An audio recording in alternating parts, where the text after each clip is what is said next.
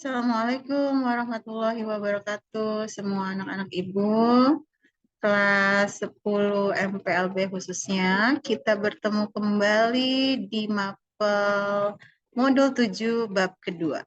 Di bab kedua ini, pembahasannya, materinya adalah komunikasi telepon dengan menggunakan bahasa Indonesia. Oke, kalian bisa lihat dari layar kalian. Ya. Komunikasi telepon dengan menggunakan bahasa Indonesia.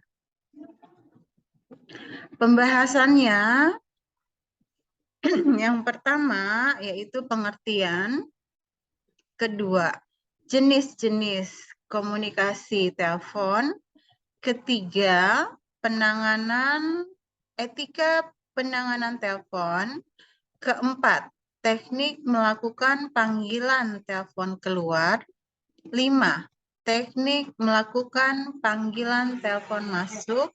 Dan yang keenam adalah hambatan-hambatan dalam bertelepon. Kita masuk kepada pembahasan pertama, yaitu pengertian telepon.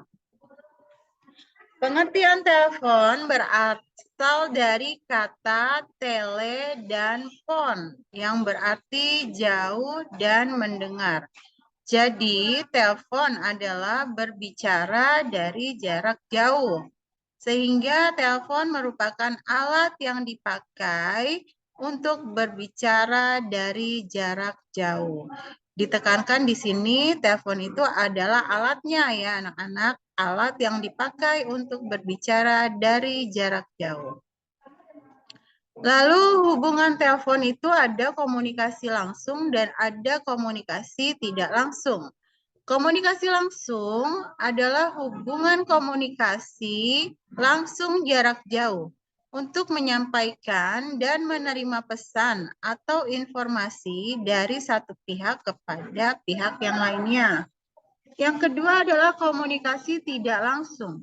Komunikasi tidak langsung adalah hubungan komunikasi antara komunikator dan komunikan karena secara fisik keduanya tidak bertatap muka, tetapi melalui perantara alat elektronik bernama telepon.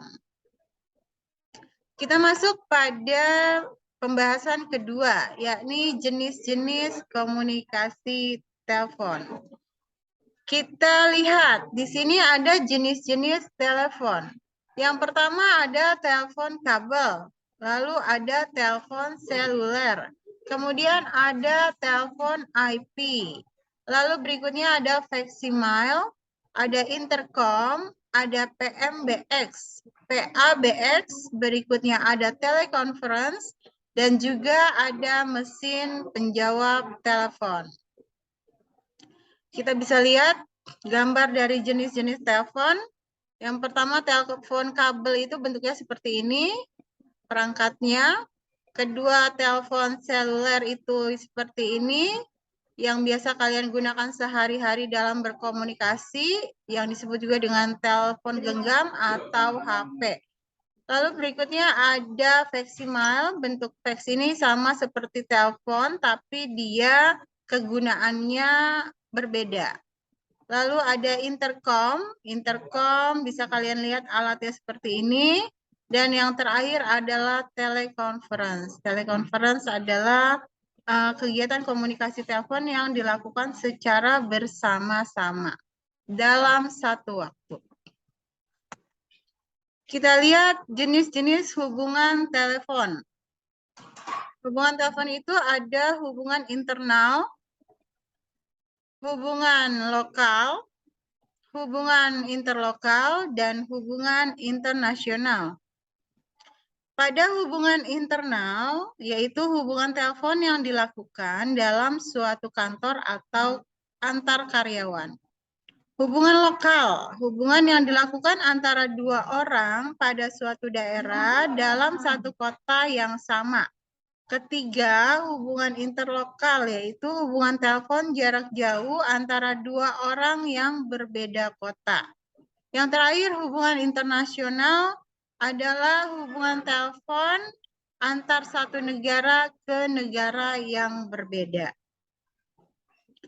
Kita lanjut kepada pembahasan yang ketiga, yaitu etika penanganan telepon.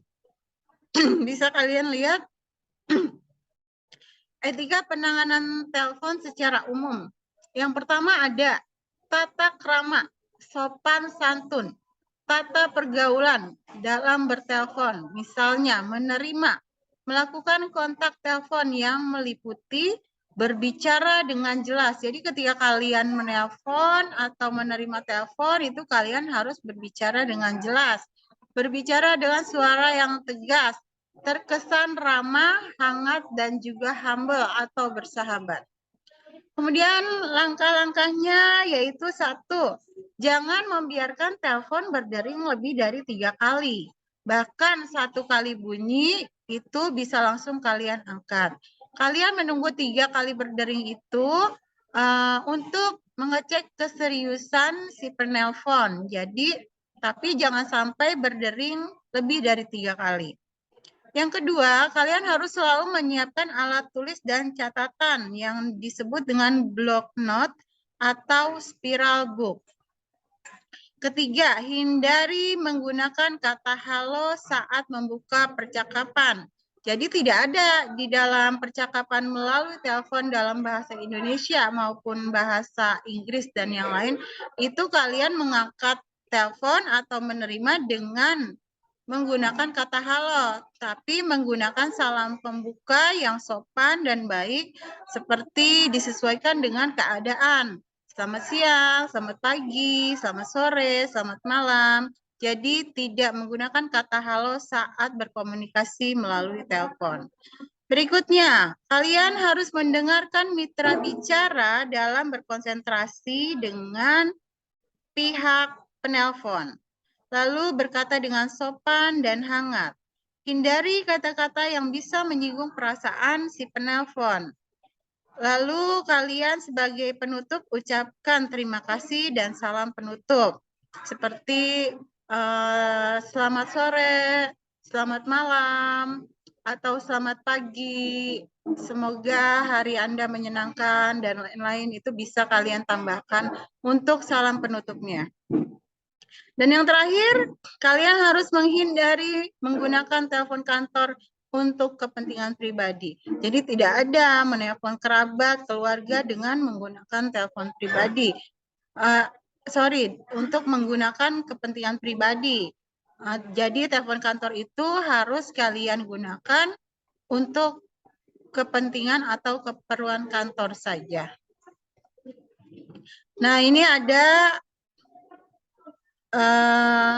yang tidak boleh diucapkan dan yang boleh diucapkan selama kalian melakukan komunikasi melalui telepon dengan menggunakan bahasa Indonesia.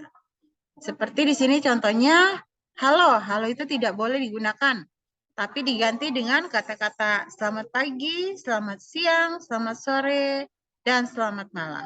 Lalu kata-kata apa? Apa itu tidak boleh.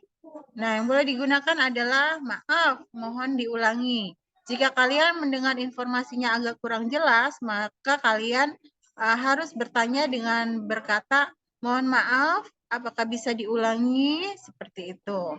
Dan berikutnya sampai dengan terakhir bisa kalian lihat contoh dari kata-kata yang boleh digunakan dan tidak boleh digunakan pada saat berkomunikasi melalui telepon. Oke, untuk bab yang kedua, modul 7 part 1 ini, Ibu ada tugas buat kalian. Hanya satu tugas, yaitu kalian menyebutkan 5 jenis telepon dan berikan penjelasan dari kelima jenis-jenis telepon tersebut. Seperti biasa, kalian kerjakan tugasnya di buku, lalu kalian kumpulkan di Google Classroom dalam bentuk foto. Kalian kumpulkan di hari ini ya. Batas waktunya jam 7 malam. Seperti biasa, apabila kalian tidak mengumpulkan, maka nama kalian akan langsung Ibu delete dari peserta PH kedua di modul 7. Jangan sampai kesalahan-kesalahan kalian, kelalaian-kelalaian kalian yang dilakukan di bab ke-1 itu terulang di bab kedua.